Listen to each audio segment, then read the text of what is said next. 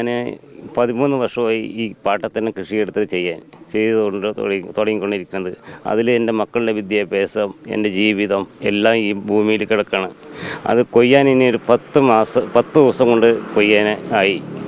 അത് 3 ലക്ഷം ഉറുപ്പ്യ ഞാൻ സഹകരണ ബാങ്കിൽ നിന്ന് ഭാര്യൻ്റെ കെട്ടുതാലി മക്കളുടെ അടക്കം വെച്ച് ഞാൻ പണയം വെച്ചിട്ടാണ് 4% പലിശയ്ക്ക് എടുത്തിട്ടാണ് ഈ കൃഷിഭൂമി ഇറക്കിയത്.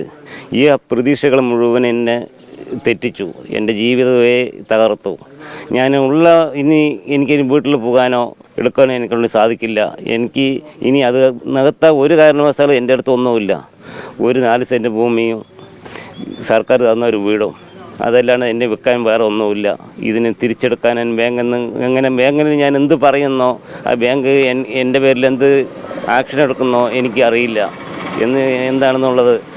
എൻ്റെ 200 മീറ്റർ ഓസ് അതിന് അങ്ങനെ ചുരുട്ടിക്കൂട്ടി നാശമാക്കി അവിടെ പാടത്തിട്ടിറക്കാണ്. ഒരു ദിവസം എനിക്ക് 2000 രൂപ ചിലവാണ് കണ്ണി അടിച്ചിട്ട് ഇത്രയും കിലോമീറ്റർ കൃഷി ഞാൻ ഇത്രയും അധ്വാനിച്ചിട്ട് ഈ മണ്ണിൽ അധ്വാനിച്ചിട്ടുണ്ട്. അത് നാശമായി. മണ്ണിൽ അധ്വാനിച്ചത് പോയി. പിന്നെ മണ്ണിൽ എന്ത് അധ്വാനിച്ചിട്ട് എനിക്ക് രക്ഷയില്ല. ഞാനിനി വീട്ടിൽ പോകില്ല, എനിക്ക് വീട്ടിൽ പോകാൻ കഴിയില്ല. ഇതിന് കാട്ടാന ഭീഷണി കൊണ്ട് ഒരു ഫെൻസിങ് ഇല്ല. ഫോറസ്റ്റിൻ്റെ ഫെൻസിങ് ഉണ്ട്. അത്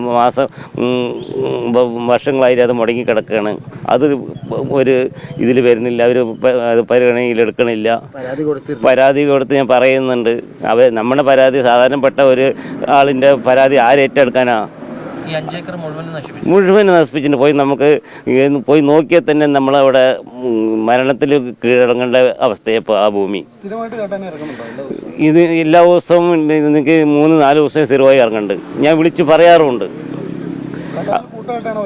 കൂട്ടമായിട്ടും വരുന്നുണ്ട്, ഒറ്റയായിട്ടും വരുന്നുണ്ട്. ഇത് 3-4 ദിവസം കൊണ്ട് മൊത്തം തകർത്തു. അവർ മറുപടി പറഞ്ഞാൽ ഇതാ വരും പറയും. പിന്നെ അവർ വന്ന് വെറുതെ കിലോമീറ്റർ ദൂരം വന്ന് കണ്ട് ടോർച്ചടിച്ചും കണ്ട് അവർ പോകും. ഞാൻ പാടത്ത് ഒറ്റയ്ക്ക് നിൽക്കും. ആന എന്നെ കൊന്നാലും എനിക്ക് വിരോധമില്ല എന്നുള്ളത് എൻ്റെ മുതലല്ലേ. രാത്രിയാണ് വരവ്. അവര് കാവൽ ഏർപ്പെടുത്തേണ്ട RRT ഉണ്ട്, അതിനുള്ള ഉദ്യോഗസ്ഥന്മാരുണ്ട്. ഉദ്യോഗസ്ഥന്മാരില്ലെങ്കിൽ എനിക്ക് കുഴപ്പമില്ല. ആരും ഇല്ലാണ്ട് തിന്നിട്ട് പോയിക്കോട്ടെ. ആരും ഇല്ലാണ്ടാണല്ലോ തിന്നിട്ട് പോണത്. ഇത്രയും സ്റ്റാഫുകൾ വെച്ചിട്ട് പോലും ആനെ തുറത്താൻ ഇവർക്ക് പറ്റാത്തവരെ എന്തിനാ ഈ സ്റ്റാഫുകളെ നിർത്തണേ? ഒരു രക്ഷയില്ല. ഇന്നാൾ ആരങ്ങോട്ട് കുളമ്പെന്ന് ഇറങ്ങി പോകുമ്പോൾ ഏഷ്യാനെറ്റ് ചാനലിൽ വന്നല്ലോ. എൻ്റെ മകനെയും ജീവൻ പോകേണ്ടതായിരുന്നു. നമ്മൾ കാരങ്കോട്ടോളം വെച്ചിട്ട് ആനൻ്റെ ഫോറസ്റ്റിൻ്റെ അനുവാദം കേട്ടിട്ടാണ് ആന ഉണ്ടാവുമെന്ന് അറിഞ്ഞുകൊണ്ടാണ് ഞാൻ കടയ്ക്ക് പോണത്. ആ സമയത്താണ് ആന എൻ്റെ മുമ്പിൽ വന്ന് പെടുന്നത്. എനിക്കൊരു രക്ഷയില്ല. എൻ്റെ ജീവൻ പോയി, എൻ്റെ മകൻ്റെയും ജീവൻ പോയി. ഞാൻ അതിനൊരുപാട് പ്രതികരിച്ചു. പിന്നെ ആനൻ്റെ മുമ്പിൽ കൊണ്ടുവിട്ടതിനെ ഇന്ന് ഒരു ആക്ഷനും ഇന്നും എൻ്റെ ജീവനെയും എല്ലാത്തിനും ഭീഷണിയാണ്. എന്തെങ്കിലും ഇത് വേണമെന്നാൽ എന്നെ കേസിൽ കൊടുക്കുക, പ്രതികരിച്ച കേസിൽ കൊടുക്കുക, ആവശ്യമില്ലാത്ത കേസുകളിൽ കൊടുക്കുക സർക്കാർ, ഈ ഫോറസ്റ്റ് ഓഫീസർമാർ. എന്നിട്ട് എന്നെ ഞാൻ ജയിലിൽ അന്ന് ഒരു വർഷത്തിന് മുമ്പ് ഞാൻ കാവലായിരുന്നു. എൻ്റെ ആന നശിപ്പിച്ച് ഒരുപാടായപ്പോൾ ഞാൻ 1 കിലോമീറ്റർ ദൂരം മലമ്പാമ്പ് ആരോ തല്ലിക്കൊന്നു. എൻ്റെ ഭൂമിയിൽ കൊണ്ടിട്ടിട്ട് എന്നെ അതിൽ കേസ് പ്രതിയാക്കി വിട്ടു. ഞാൻ തിന്നുമില്ല, എനിക്കത് വേണ്ടും വേണം. ഞാൻ അങ്ങനെ തിന്നുന്ന ആളുമല്ല.